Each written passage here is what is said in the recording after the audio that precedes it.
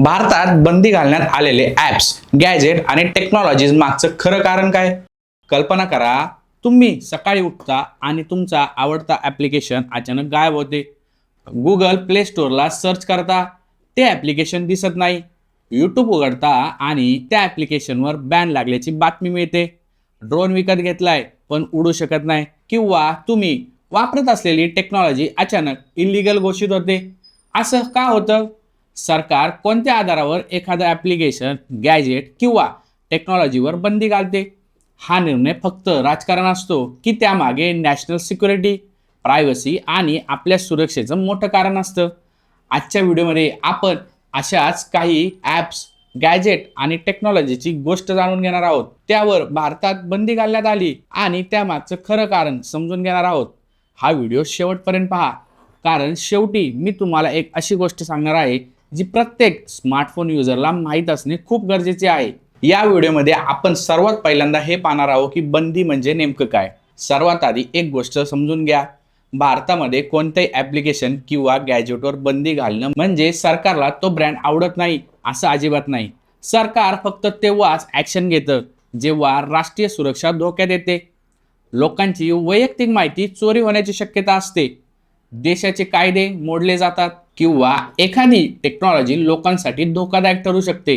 म्हणजे बॅन हा शेवटचा पर्याय असतो. आपल्यापैकी जवळपास प्रत्येकाने टिकटॉक वापरले असेल. रील्स येण्याआधी टिकटॉकने भारतात अक्षरशः धुमाकूळ घातला होता. लाखो क्रिएटर्स त्यावर करिअर करत होते. पण 2020 मध्ये भारत सरकारने टिकटॉक सहित शेकडो चायनीज ॲप्सवर बंदी घातली. त्यापैकी होते टिकटॉक, पबजी मोबाईल. नंतर पबजीने वेगळ्या स्वरूपात परत आला. UC browser, share it, cam scanner, WeChat, MI community आणि असे 250 पेक्षा जास्त ॲप्लिकेशन. यामागचं खरं कारण काय होतं? सरकारने सांगितलं हे ॲप्लिकेशन भारतीय नागरिकांचा डाटा परदेशात पाठवत असल्याची चिंता होती. डाटा प्रायव्हसी आणि नॅशनल सिक्युरिटी लक्षात घेऊन ही कारवाई करण्यात आली होती. ॲप्लिकेशनवर बंदी तर तुम्ही पाहिलीच आहे, पण गॅजेटवर बंदी काय येते? याचं उत्तम उदाहरण म्हणजे ड्रोन. आज ड्रोन फोटोग्राफी खूप पॉप्युलर झाली आहे, पण प्रत्येक ड्रोन कुठेही उडवता येत नाही. एअरपोर्ट, मिलिटरी एरिया, बॉर्डरच्या जवळ, तसेच गव्हर्नमेंटच्या बिल्डिंग याच्या आसपास ड्रोन उडवणं अनेक ठिकाणी नियमांच्या अधीन आहे किंवा बंदी असू शकते.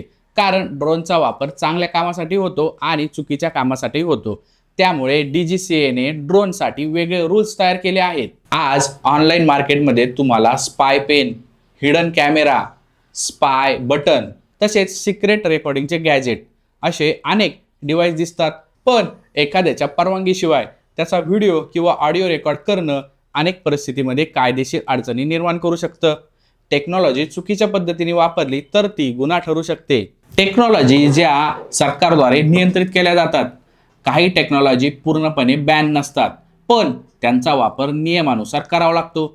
याचं उदाहरण म्हणजे satellite communication, high power radio equipment, signal jammer, encryption device, high frequency communication system.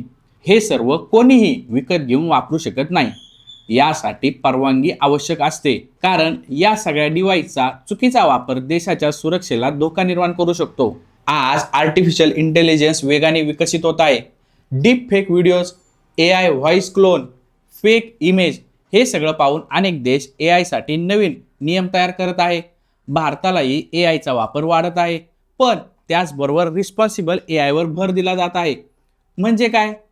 Technology चांगली आहे, पण तिचा वापर योग्य पद्धतीने झाला पाहिजे. मित्रांनो, आज आपण पाहिलं ॲप्सवर बंदी का येते, गॅजेट्स का नियंत्रित केले जातात, टेक्नॉलॉजीवर नियम का बनवले जातात, आणि या सगळ्यामागचं एक मोठं कारण आहे आपली प्रायव्हसी, आपली सिक्युरिटी आणि देशाची सुरक्षा. आपण अनेकदा विचार करतो, हे ॲप बंद का केलं, हा ड्रोन का उडू देत नाही, हे डिव्हाइस विकत का घेता येत नाही. पण प्रत्येक निर्णयामागं काही ना काही कारण असतं. टेक्नॉलॉजी ही तलवारीसारखी आहे. योग्य हातात असेल तर लोकांचं आयुष्य बदलते आणि चुकीच्या हातात गेली तर मोठं नुकसानही करू शकते. म्हणून नवीन टेक्नॉलॉजी वापरण्यापूर्वी तिचे नियम, कायदे आणि सुरक्षित वापर याबद्दल माहिती घेणं ही प्रत्येकाची जबाबदारी आहे. तुमच्या मते भारताने कोणत्या ॲप्स, गॅजेट किंवा टेक्नॉलॉजीवर योग्य कारणासाठी बंदी घातली आहे आणि कोणत्या निर्णयाबद्दल अजूनही चर्चा व्हायला हवी. तुमचं मत कमेंटमध्ये नक्की सांगा आणि व्हिडिओ आवडला असेल तर लाईक करा, तुमच्या मित्रांबरोबर शेअर करा आणि अशाच टेक व्हिडिओसाठी टेक्नो डायनामिकाला सबस्क्राईब करायला विसरू नका.